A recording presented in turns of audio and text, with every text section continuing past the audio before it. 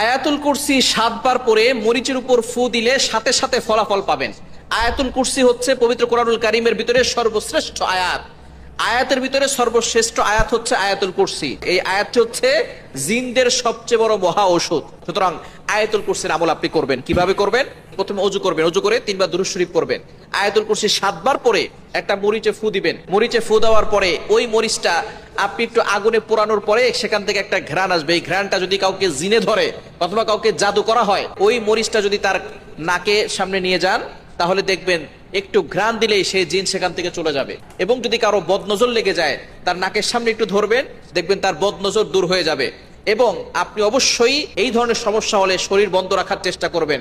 আয়াতুল কুরসি আর 4 কুল, সূরা কাফিরুন, সূরা ইখলাস, সূরা ফালাক, সূরা নাস, এই 4টা সূরা দিয়ে এবং আয়াতুল কুরসি পড়ে বুকে ফু দিবেন আর হাতে ফু দিয়ে পুরো শরীরে মাসাজ করবেন। শরীর বন্ধ থাকবে, দুনিয়ার কোনো শক্তি আপনাকে ক্ষতি করতে পারবে না।